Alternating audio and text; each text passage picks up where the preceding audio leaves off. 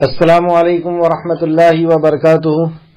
الحمد للہ ان الحمد للہ نحمده ونستعینه ونستغفره ونعوذ باللہ من شرور انفسنا ومن سیئات اعمالنا من يهده الله فلا مضل له ومن يضلل الله فلا هادي له واشهد ان لا اله الا الله واشهد ان محمدا عبده ورسوله. اما بعد فإن خير الحديث كتاب الله وخير الهدي هدي محمد صلى الله عليه وعلى آله وسلم وشر الأمور محدثاتها وكل محدثة بدعة وكل بدعة ضلالة وكل ضلالة في النار. رب اشرح لي صدري ويسر لي أمري واحلل عقدة من لساني يفقهوا قولي رب زدني علما آمین یا رب العالمین. تمام تر تعریف، حمد، ثنا، کبریائی، بڑائی، بزرگی اور مجد اس خالق کائنات کے لیے لائق اور زیبا ہے جو ہم سب کا خالق، مالک، مربی اور منتظم ہے. درود و سلام ہو انبیاء اکرام پر جنہیں انس اور جن کی رشد ہدایت کے لیے مبعوث فرمایا گیا، خصوصاً نبی مکرم رحمت للعالمین امام الانبیاء محمد صلی اللہ علیہ وسلم پر. اس مختصر سے درود و سلام کے بعد معزز سامعین اکرام، کل کی کلاس میں ہم نے جو پڑھا تھا اس میں ایک بہت اہم بات آئی جس کو وقت کی قلت کی وجہ سے میں اس کی وضاحت نہیں کر سکا. تو اس کو سرسری طور پہ ہم دیکھتے ہوئے چلتے ہیں. آیت نمبر 37 نکالیں اور انشاءاللہ تعالی آج جو ہے کلاس 43 سے رہے گی.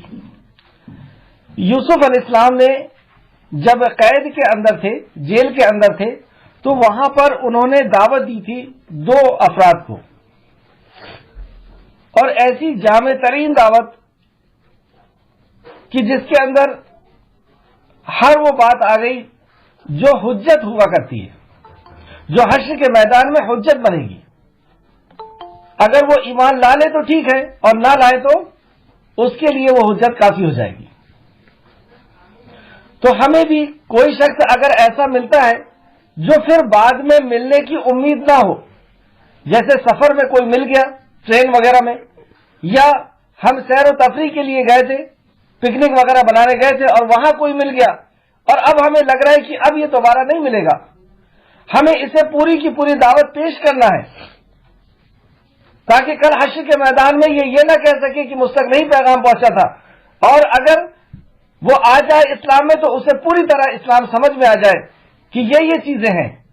آپ دیکھیے کتنی خوبصورتی سے یوسف علیہ السلام نے انہیں توحید کی بھی دعوت دی، رسالت کی بھی دعوت دی، آخرت کی بھی دعوت دی اور گمراہی کے اسباب بھی بتائے. سرسری طور پہ ہم اس کو دیکھ کے چلیں گے. انہوں نے کہا، یوسف علیہ السلام نے کہا، جو کھانا تمہیں یہاں ملتا ہے اس کے آنے سے پہلے میں تمہیں ان کی تعبیر بتا دوں گا. تو یہ جو چھوٹا سا ٹائم بیچ میں ملا اس کو یوسف علیہ السلام نے یوز کر لیا ان کو دعوت دینے کے لیے کہ یہ خواب کی تعبیر سننے کے لیے تو رکیں گے ہی، اور اس بھی کس انداز میں دعوت دیتے ہیں، یہ ان چیزوں میں سے ہے جو میرے رب نے مجھے سکھایا ہے، مطلب جس سے امپریس ہو کر کے اور تم میرے پاس تعبیر پوچھنے کے لیے آئے ہو.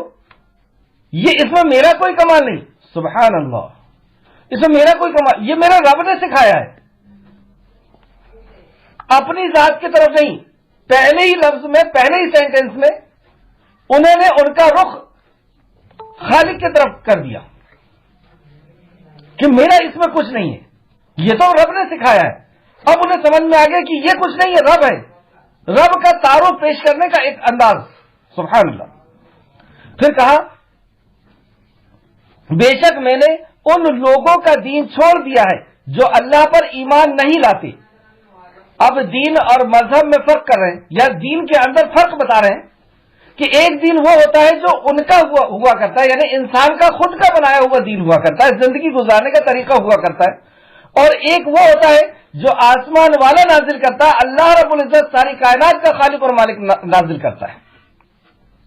تو یہاں پہ دین کو کی فرق بتا دیا کہ یہ جو خود انسان اپنے لیے زندگی گزارنے کا طریقہ بناتا ہے، کیا یہ بہتر ہوگا یا وہ بہتر ہوگا جس نے انسان کو بنایا وہ بتائے کہ اس کا طریقہ کیا ہوگا؟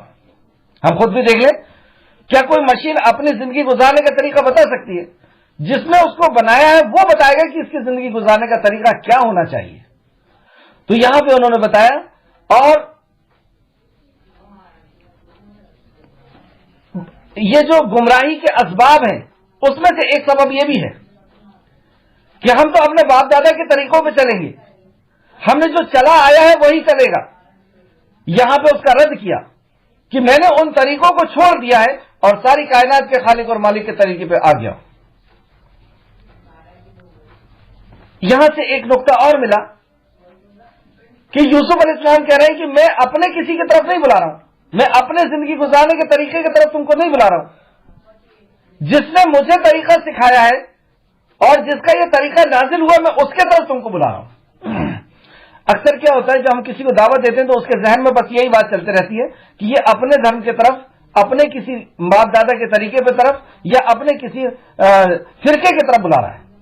یہ ڈاؤٹ اس کا ختم ہونا ضروری ہے کہ میں اپنے کسی کی طرف نہیں بلا رہا، میں تو تیرے مالک کی طرف تجھے بلا رہا ہوں، میں تو تجھے جس نے پیدا کیا ہے میں اس کے طرف بلا رہا ہوں، اس کے نیموں کی طرف بلا رہا ہوں، اور اس کے نیموں کو دین کہتے ہیں، اسلام کہتے ہیں۔ اور پھر آگے کہتے ہیں اور وہ آخرت پر بھی ایمان نہیں رکھتے تھے، اس وجہ سے بھی میں نے ان کے طریقوں کو اور ان کی زندگی گزارنے کے طریقے کو چھوڑ دیا، کیونکہ وہ آخرت پر بھی ایمان نہیں رکھتے تھے۔ اب آخرت کا کانسیپٹ لیا ہے، مگر ایک وقت میں دعوت دینے کے لیے کن کن چیزوں کی ضرورت ہوا کرتی ہے، آپ دیکھیں کتنے جامع طریقے سے ایک ایک بات یہاں پر آ رہی ہے۔ تو آخرت کے یقین کے بارے میں بتا دیے، اور میں نے اتباع کی ہے اپنے باپ دادا ابراہیم اور اسحاق اور یعقوب کے دین کی۔ اصل میں دین کی صداقت کے لیے اللہ رب العزت نے ایک نظام بنایا کہ ایک نبی جاتے تو وہ دوسرے آنے والے نبی کی خبر دے کر کے جایا کرتے تھے کہ میرے بعد اب یہ نبی آئیں گے، اور ایک کتاب جاتی تو آنے والی کتاب کی خبر دے کر کے جایا کرتی تھی کہ میرے بعد اب یہ کتاب آنے والی ہے۔ دیکھ رہے ہیں آپ؟ تو وہ سلسلہ بتا دیا آپ نے کہ میرے پہلے وہ تھے، فلاں تھے، فلاں تھے، فلاں تھے، اور پھر اس کے بعد کہہ رہے ہیں ہمارے لیے جائز نہیں، مطلب انسان کے ذہنوں کے اندر جو جو ڈاؤٹ ہوا کرتے ہیں اور جس ڈاؤٹ کی وجہ سے وہ حق پر نہیں آتے ہیں، وہ سارے ڈاؤٹ کو کھولا جا رہا ہے۔ پہلا ڈاؤٹ ہوتا ہے کہ میں اپنے باپ دادا کے طریقے کو چھوڑ دوں، اس کے باپ دادا کے طریقے پہ آ جاؤں، اس کو ختم کر دیا۔ سب سے پہلے اسٹارٹ یہ کیا کہ میں اپنی نفس کی طرف، اپنی ذات کی طرف نہیں بلا رہا ہوں، اس میں میرا کوئی کمال نہیں ہے، تو رب کا رحم ہے، رب کا کرم ہے، تو رب کی طرف بلا رہا ہوں۔ اور پھر وہ دوسرا ڈاؤٹ بھی ختم کیا کہ میں اپنے دین کی طرف نہیں، زندگی گزارنے کا طریقہ جو اللہ نے دیا ہے اس کی طرف، اور پھر آخرت مرنا ہے ہمیں اور اس مالک کو حساب دینا ہے۔ اور میں نے اتباع کی ہے اپنے باپ دادا، یعنی جو چلا آ رہا ہے اوپر سے سلسلہ نبوت اور سلسلہ کتاب، اس کی طرف اشارہ کیا۔ ہمارے لیے جائز نہیں کہ ہم اللہ کے ساتھ کسی اور کو شریک کریں، یہ انسان کے لیے جائز نہیں کہ جس نے اس کو پیدا کیا ہے، جس نے سورج چاند زمین آسمان کو پیدا کیا ہے، اور وہ اسے چھوڑ کر کے پتھروں کے سامنے سجدہ کرے، جانوروں کے سامنے سجدہ کرے، مرے ہوئے انسان کے سامنے سجدہ کرے، یہ اس کی شان نہیں ہے۔ یہ تو انسان کا شرف ہے کہ اللہ رب العزت نے اسے سیدھا بنایا ہے اور اس کو جھکنے کے لیے، اپنے سامنے جھکنے کے لیے اس کو حکم دیا۔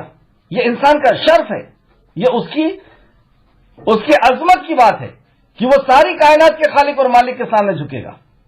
یہ اللہ رب العزت نے طے کیا کہ تمہیں جانوروں کے سامنے جھکنے کی ضرورت نہیں، تمہیں پیڑ اور پودوں اور پتھروں کے سامنے جھکنے کی ضرورت نہیں، انسانوں کے سامنے جھکنے کی ضرورت نہیں۔ یہ تمہارا شرف ہے، یہ تمہاری افضلیت، تمہاری فضیلت ہے کہ تم ساری کائنات کے خالق اور مالک کے سامنے جھکو گے، وہ تمہیں عطا کرے گا۔ سبحان اللہ۔ تو یہ یہاں پہ شرک کا نفی کی، اور یہ اللہ کی ہم پر اور سب لوگوں پر فضل ہے، اور لیکن اکثر لوگ شکر ادا نہیں کرتے۔ گمراہی کا دوسرا سبب کیا ہوتا ہے؟ اکثریت ایسا کر رہی ہے اس لیے ہم ایسا کر رہے ہیں، زیادہ لوگ ایسا کر رہے ہیں مطلب یہ صحیح ہے، تو اس کا رد کر دیا کہ زیادہ لوگ جو ہوتے ہیں وہ شکر گزار نہیں ہوا کرتے، زیادہ لوگ اللہ رب العزت کے مطیع اور فرمانبردار نہیں ہوا کرتے، اللہ کے دیے پر اللہ کا شکر ادا نہیں کرتے، اس کا بھی نفی کیا۔ پھر آگے دیکھیں آپ آیت نمبر 39 میں، میرے قید خانے کے دو ساتھیوں، اب انداز بھی بتایا جا رہا ہے کہ اپنے مدعو سے بات کرنے کے لیے کیا لہجہ ہونا چاہیے، بھلا کئی جدا جدا معبود بہتر ہیں یا ایک زبردست اللہ، سبحان اللہ، اور تم اس کے سوا جن کی عبادت کرتے ہو وہ نام ہی تو ہیں جو تم نے اور تمہارے باپ داداؤں نے گڑھ لیے ہیں کہ وہ مشکل کشا ہے، وہ حاجت روا ہے، وہ بارش برسانے والا ہے، وہ لڑکے دینے اولاد دینے والا ہے، وہ بگڑی بنانے والا ہے، یہ نام ہی نام ہے جو تم نے گڑھ لیے ہو، اس میں کوئی حقیقت نہیں ہے، یہ اندھ وشواس ہے، اندھ وشواس کے سوا کچھ نہیں۔ کیا پتھر کچھ دے سکتا ہے؟ کیا پیڑ کچھ دے سکتا ہے؟ کیا انسان کچھ دے سکتا ہے؟ کچھ نہیں دے سکتا۔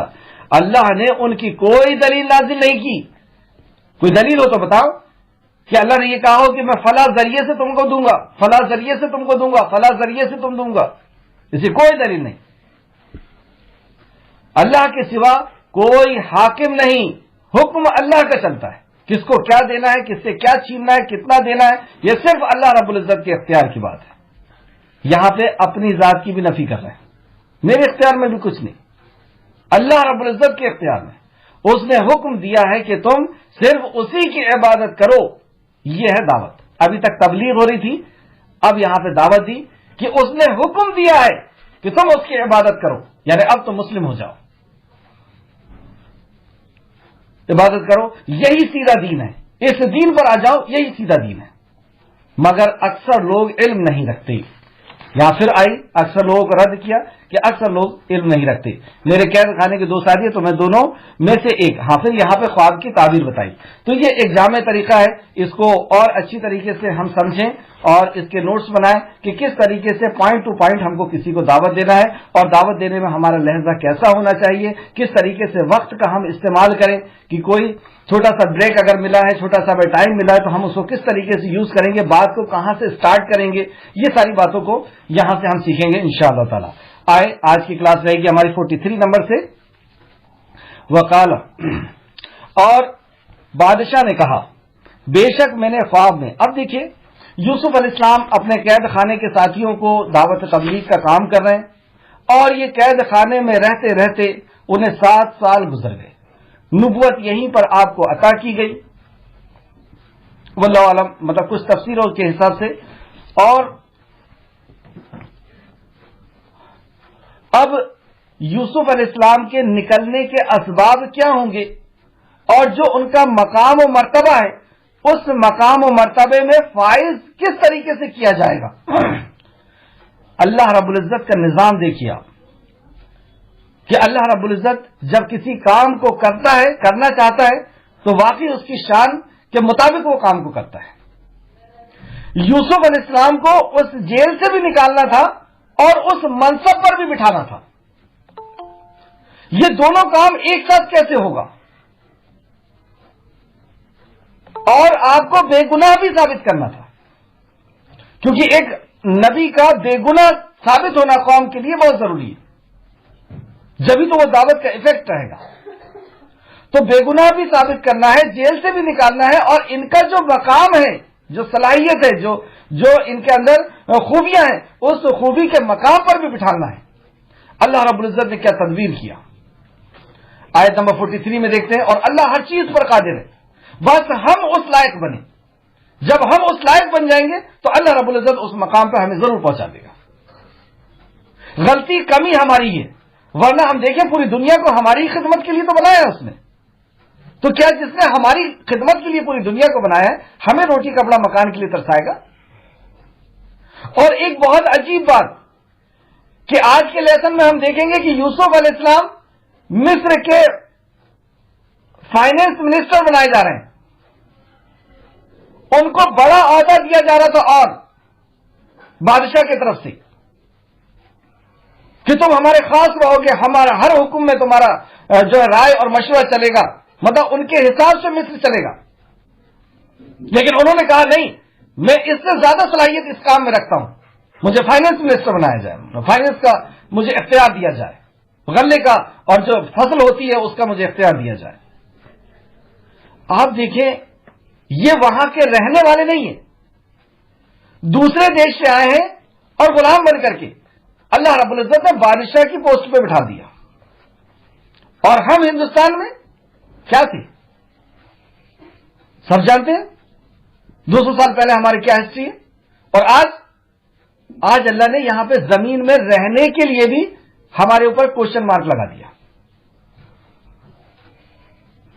غور کرنے والی بات ہے یہ، کیا وجہ تھی کہ یوسف علیہ السلام کو جب وہاں کے ناگرک نہیں ہیں انہیں اتنی بڑی سیٹ دی جا رہی ہے، اور کیا وجہ ہے کہ ہم اس دیش کے مالک تھے اور اس دیش کے رہنے والے تھے، لیکن اب ہمیں زمین میں رہنے کی بھی اجازت چھینی جانے کی کوشش کی جا رہی ہے۔ کیسے عمل ہے ہمارے، اور یوسف علیہ السلام کے کیسے عمل تھے؟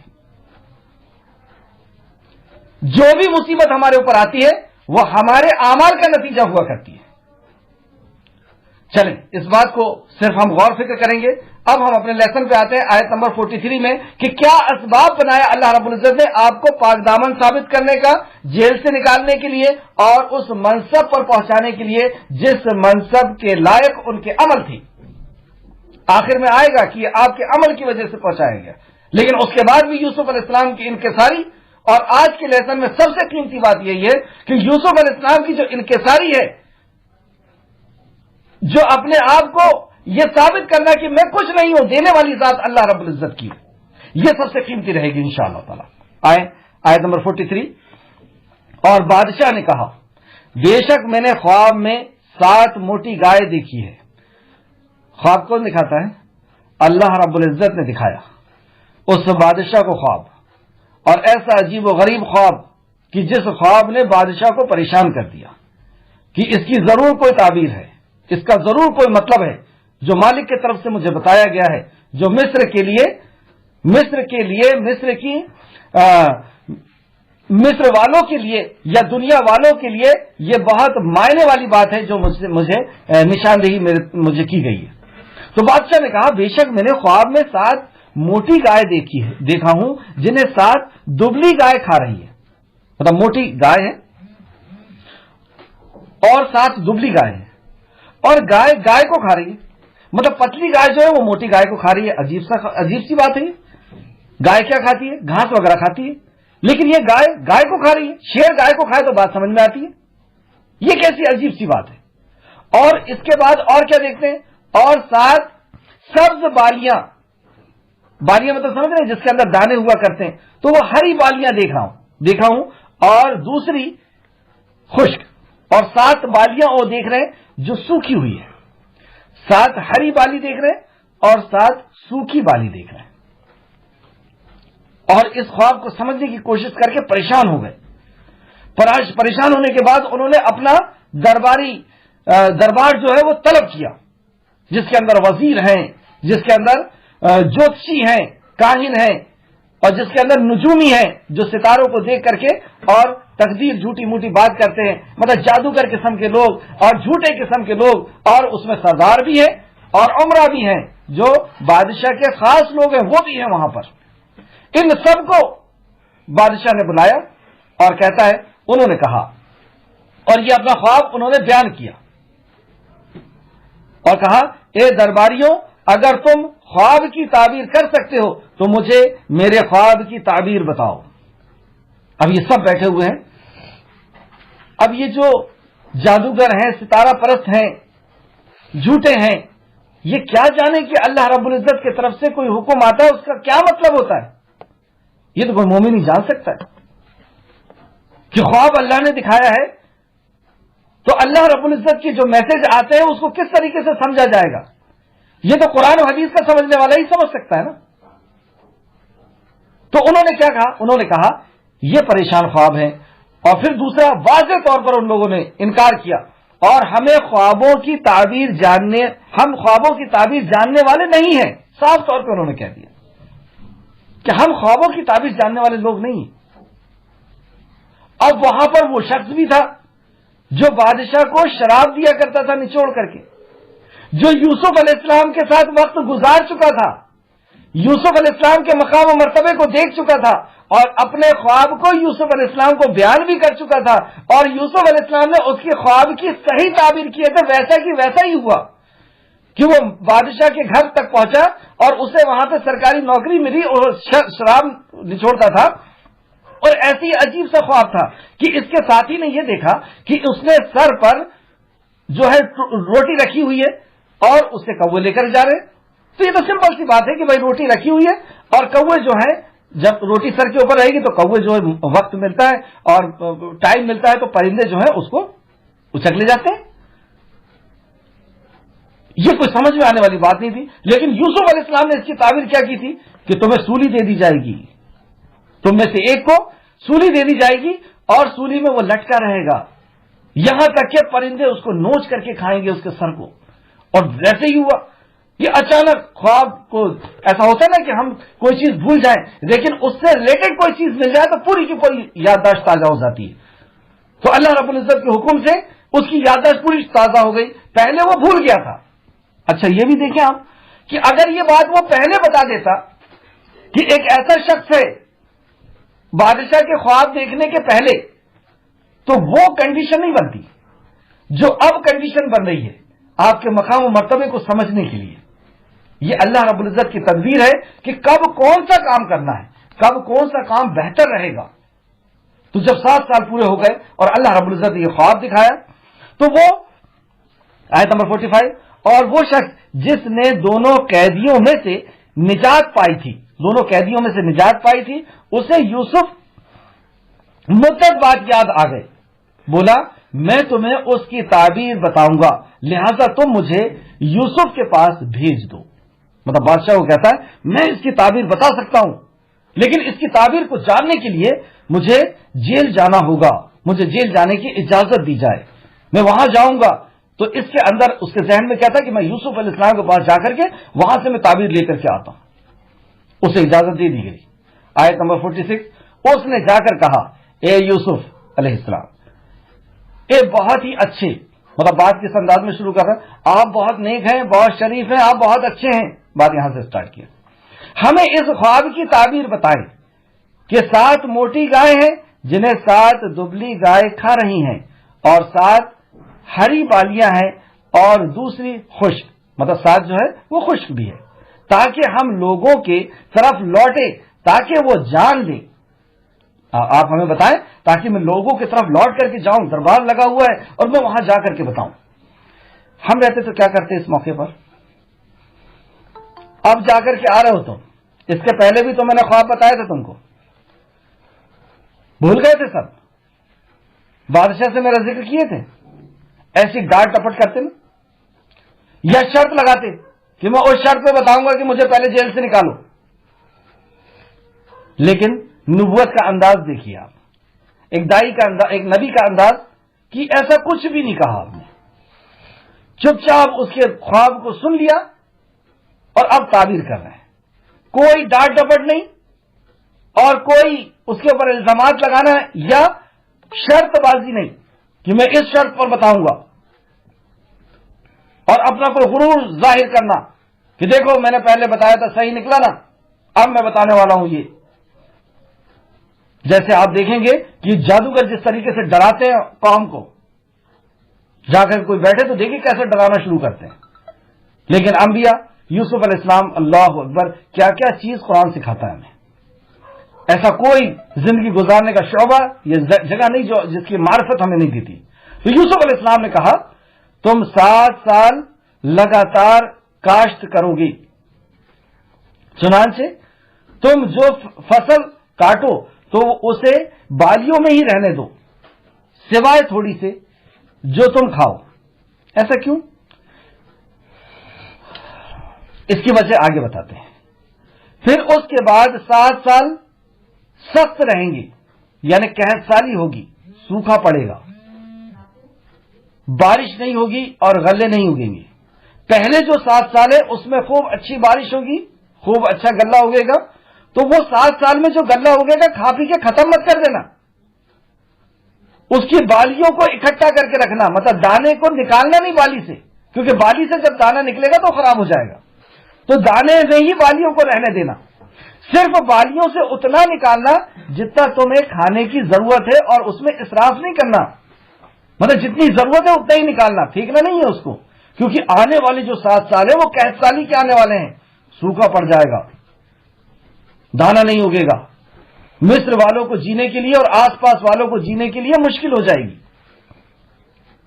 اللہ اکبر، وہ کھا جائیں گے اسے جو تم نے ان کے لیے آگے بھیجا ہوگا، یعنی جو ذخیرہ تم نے کیا ہوگا، وہ جو ذخیرہ 7 سال کا جو ذخیرہ ہوگا وہ اب یہ 7 سال کام آئے گا، اور اس میں سے بھی تھوڑا سا بچا لینا، کس کے لیے؟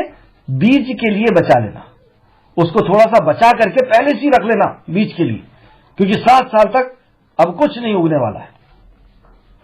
پھر اس قحط سال کے بعد 1 سال آئے گا، مطلب یہ 7 دن 14 سال ہوگا، اور ایک 15واں سال آئے گا، پھر اس قحط سال کے بعد 1 سال آئے گا جس میں لوگوں پر بارش ہوگی اور وہ اس میں رس نچوڑیں گے، جیسے ہوتا ہے نا کہ گنے کا رس نکالتے ہیں پھر گڑ بنایا جاتا ہے، اس طریقے سے پھر فصلیں ہوں گی اور اس فصلوں سے لوگ فائدہ اٹھائیں گے۔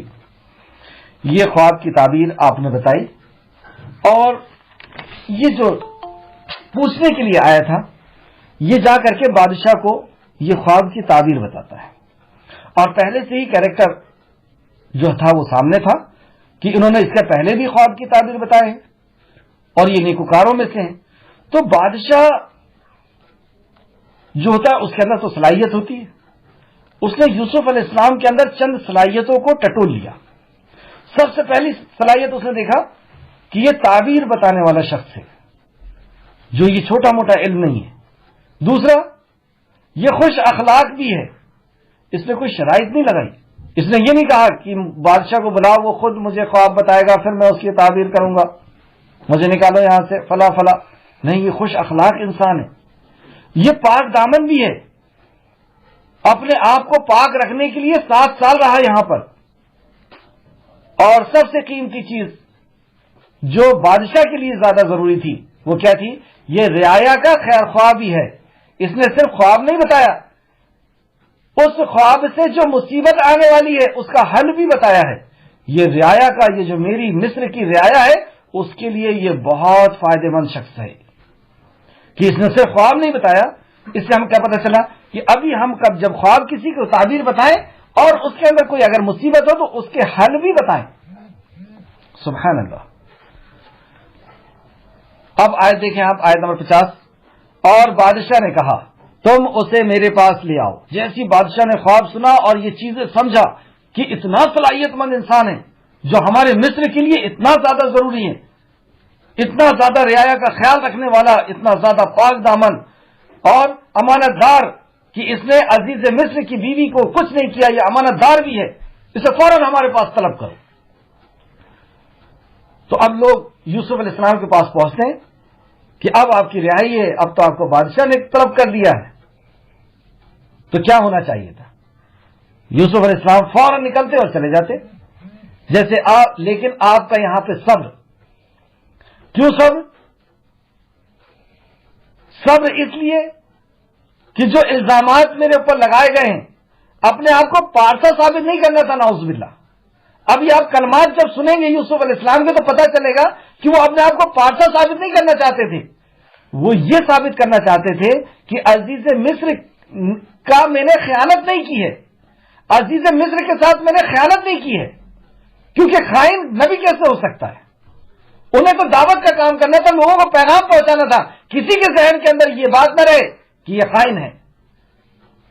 میں نے عزیز مصر کی بیوی، عزیز مصر جس نے مجھے پال پوس کر کے بڑا کیا، جس نے مجھے خریدا، میں نے اس کے ساتھ غداری نہیں کیا ہوں، یہ بات ثابت کرنا تھا۔ اور یہ بات آپ کو تب پتہ چلے گی جو آیت نمبر 53 کے اندر انہوں نے اپنی انکساری بیان کی ہے، اور آج کی کلاس کی سب سے اہم آیت وہی ہے، آیت نمبر 53۔ یہاں پہ ہم دیکھتے ہیں کہ جب قاصد ان کے پاس خبر لے کر کے آیا کہ عزیز بادشاہ نے آپ کو طلب کیا ہے، فوراً چلیے، آزاد کر دیے گئے، روکا، اور کیا کہتے ہیں؟ پھر جب اس یوسف کے پاس قاصد آیا تو اس نے کہا تو اپنے مالک کے پاس لوٹ جاؤ، اس سے پوچھو کہ ان عورتوں کے معاملے کی کیا حقیقت ہے. مطلب صرف عزیز مصر تو نہیں تھی، اور بھی عورت گرفتار تھی، اور بھی عورت ان کو بہکانے کی، ان کو پھسلانے کی کوشش کر رہی تھی، جنہوں نے ہاتھ کاٹا تھا، اور وہ تو سب دیوانوں کی طرح لگی ہوئی تھی. تو یوسف علیہ السلام نے کہا کہ پہلے اس معاملے کو کلیئر کرو کہ کیا عورتوں کے ساتھ میرا کیا رشتہ تھا، کیا معاملہ تھا، جنہوں نے اپنے ہاتھ کاٹ لیے تھے. کیوں کاٹا تھا انہوں نے میرے ہاتھ؟ بے شک میرا رب ان کا مکر خوب جانتا ہے. اصل تو میرا رب تو خوب جانتا ہے، وہ رب جانتا ہے، میں بھی جانتا ہوں. لیکن عزیز بادشاہ کو کہو کہ اس معاملے کو پہلے دیکھیں. بادشاہ نے عورتوں سے کہا. اب بادشاہ یوسف علیہ السلام، عبارت سے سمجھ میں آ رہا ہے کہ یوسف علیہ السلام ابھی جیل میں ہے، اور عورتوں کو طلب کر دیا بادشاہ نے. بادشاہ نے عورتوں سے کہا تمہارا معاملہ کیا ہے جب تم نے یوسف کو اس کے جی سے پھسلایا تھا؟ وہ بولی حاشا للہ، اللہ کی پناہ، ہمیں اس کی ذات میں کوئی برائی معلوم نہیں، وہ بے عیب ہے، اس نے ہمارے لیے ہمارے طرف نہیں جھکا، ہم نے اس کو مائل کیا تھا، ہم نے اس کو جو ہے پھسلانے کی کوشش کی تھی، اور ہم نے اس کے اندر کوئی برائی نہیں دیکھی. اب بچی اصل خاتون جو عزیز مصر تھی. تو عزیز مصر کیا کہتی ہیں؟ عزیز مصر یعنی مصر کی بیوی نے کہا، عزیز مصر کی بیوی نے کہا اب حق واضح ہو گیا ہے، میں نے ہی اسے اس کے جی سے پھسلایا تھا، اور بلا شبہ وہ سچوں میں سے ہے. اس نے جو کچھ بھی کہا تھا سب سچ تھا، میں نے اسے پھسلایا تھا. اس سے ایک اور بات کلیئر ہوئی کہ عزیز مصر کی بیوی بھی جو ان کے اوپر الزام ہے وہ الزام بھی صاف ہو گیا. کون سا الزام؟ انہوں نے بدکاری نہیں کی، انہوں نے پھسلایا تھا، پھسلانے کا جرم کیا تھا، ٹھیک ہے. اور دوسری بات، یوسف علیہ السلام کو بھی انہوں نے صاف کر دیا کہ ان کا کوئی قصور نہیں، وہ ذرا سا بھی میرے طرف مائل نہیں ہوئے. اس میں یہ بھی حکمت پتہ چلی کہ یوسف علیہ السلام نے اس خاتون کو بھی بے عزتی سے باہر نکال دیا. ہاں پھسلایا تھا، یہ اتنا جرم ہے، لیکن اتنے جرم کو تو معاشرے نے کہاں کی کہاں پہنچا دیا تھا. اب دیکھیں اس کے بعد یوسف علیہ السلام نے کہا یہ اس لیے کہ وہ عزیز جان لے. مطلب ایسا انہوں نے کیوں کہا تھا؟ بادشاہ کے قاصد یعنی شندیس لانے والوں کو یوسف علیہ السلام کے پاس آیا تو حضرت یوسف علیہ السلام نے بادشاہ کو کیوں کہنا بھیجا اور کیا کہنا بھیجا؟ مطلب کیا کہنا بھیجا اور کیوں؟ تو کیا کہنا بھیجا تھا کہ ان عورتوں کا معاملہ پہلے کلیئر کریں جو الزامات لگائے گئے ہیں، اس الزامات کی صفائی ہو. اور یہ کیوں کہا تھا کہ یوسف نے اس لیے کہا کہ یہ اس لیے کہ وہ عزیز جان لے کہ بے شک میں نے در پردہ یعنی اس کے پیٹھ پیچھے خیانت نہیں کی ہے. جس نے مجھے پال پوس کر کے رکھا، جس نے مجھے عزت اور احترام کے ساتھ رکھا، جس نے مجھے بہت سی چیزیں سکھایا، میں نے اس کے پیٹھ پیچھے اس کی خیانت نہیں کی ہے. عزیز مصر یہ جان لے کہ میں خائن نہیں ہوں، کیونکہ نبوت کا کام کرنا تھا نا، دعوت کا کام کرنا تھا. تو اب نے آپ کو کلیئر کیا. اور یہ کہ بے شک اللہ خائنوں کا مکر نہیں چلنے دیتا.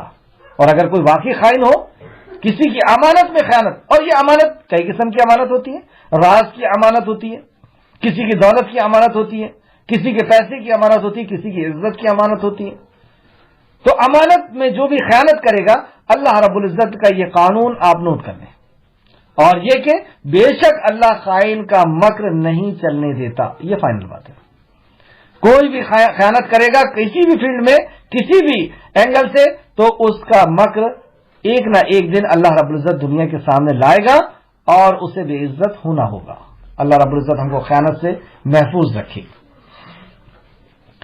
یوسف علیہ السلام نے جو یہ صبر کیا اور رکے رہے کہ میں نہیں جاؤں گا جب تک یہ عورتوں کا معاملہ کلیئر نہیں ہو جاتا، تو اس صبر کی تعریف کرتے ہوئے نبی رحمت محمد صلی اللہ علیہ وسلم نے فرمایا، مطلب یوسف علیہ السلام کے اس صبر کی تعریف نبی مکرم نے ان الفاظ سے کی جسے امام بخاری نے روایت کیا. بخاری شریف 3372 بخاری نے ایک جگہ اور اس کو روایت کیا 4694 میں، اور مسلم نے بھی اس حدیث کو روایت کیا 151 میں.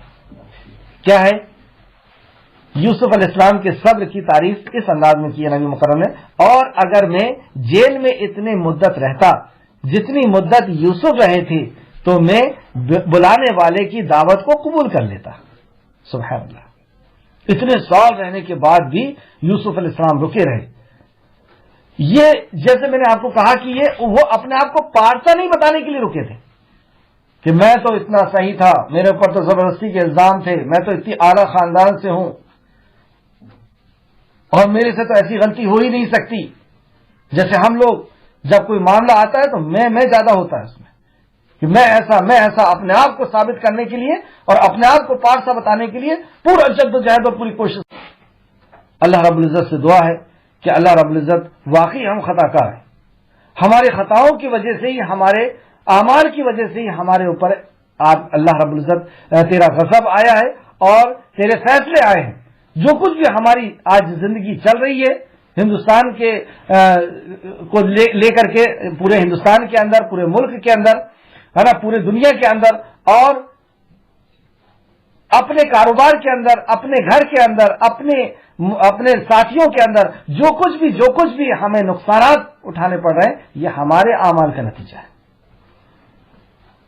اللہ رب العزت سے دعا ہے کہ اللہ رب العزت ہمارے حالات کو سدھار دے. اے اللہ تو ہی حالات کو سدھارنے والا ہے. اے اللہ ہمیں توفیق دے کہ اے اللہ ہم تجھ سے تیری محبت کا سوال کرتے ہیں. اے اللہ ہم تجھ سے تیری معرفت کا سوال کرتے ہیں. اے اللہ کوئی اسباب بنا دے تاکہ ہم تیری معرفت کو جان پائیں، تیری توحید کو جان پائیں، تیری ربوبیت الوہیت کو جان پائیں. اے اللہ ہمیں ہمارے گناہوں سے پاک کر دے. ہم اپنے گناہوں کی معافی تجھ سے مانگتے ہیں. اے اللہ تو ہمارے گناہوں کو معاف فرما دے اور ہمارے اوپر جو پریشانیاں آ رہی ہیں، ایک کے بعد ایک پریشانیاں آ رہی ہیں، اے اللہ تو اپنے فضل کرم سے ان پریشانیوں کو دور فرما دے. اے اللہ تو ہی سننے والا ہے، تیرے علاوہ کوئی سننے والا نہیں. اے اللہ تو ہی دینے والا ہے، تیرے علاوہ کوئی دینے والا نہیں. اے اللہ تو ہی رحمان ہے، تیرے علاوہ کوئی رحم کرنے والا نہیں. اے اللہ تو رحیم ہے، تیرے علاوہ کوئی رحم کرنے والا نہیں. اے اللہ تو غفور ہے، اے اللہ تو معاف کرنے والا ہے، تیرے علاوہ کوئی معاف کرنے والا نہیں. اے اللہ تو عذاب دینے والا ہے، اے اللہ تو ہی عذاب کو روک سکتا ہے. اے اللہ تو ہی عذاب کو ٹال سکتا ہے. اے اللہ ہم اپنے گناہوں کا اعتراف کرتے ہیں. اے اللہ جو گناہوں کا اعتراف کرے وہ بندہ تجھے پسند آتا ہے. اے اللہ ہمیں گناہوں سے پاک کر دے. اے اللہ ہمیں گناہوں سے بچا لے. اے اللہ ہمیں گناہوں سے بچا لے. اے اللہ ہماری غلطیوں کو معاف فرما دے اور ہمیں نیکی کرنے کی توفیق اور رفیق عطا فرما دے. ہمیں اے اللہ ہم تجھ سے تیری محبت کا سوال کرتے ہیں. اے اللہ ہم تجھ سے تیرے کلام کی محبت کا سوال کرتے ہیں، تیرے قرآن کی محبت کا سوال کرتے ہیں، تیری وحی کی محبت کا سوال کرتے ہیں. اے اللہ ہم تیرے نبی رحمت محمد صلی اللہ علیہ وسلم کی محبت کا سوال کرتے ہیں. اے اللہ ہمیں جب تک زندہ رکھ ایمان اور اخلاص کے ساتھ عمل صالح کرنے کی توفیق اور رفیق عطا فرما، اور جب ہمارا خاتمہ ہو تو ایمان کے ساتھ ہمارا خاتمہ فرما. ہمارا بھی جگہ ان انبیاء اور صدیق اور شہداء کے ساتھ رکھ دے. اے اللہ ہمیں نیکوکاروں کے ساتھ ہمارا انجام کر دے. اے اللہ ہمیں گنہگاروں سے بچا لے. اے اللہ ہمیں گناہوں سے بچا لے. آمین. اللہم صلی علی محمد وعلی آل محمد کما صلیت علی ابراہیم وعلی آل ابراہیم انک حمید مجید.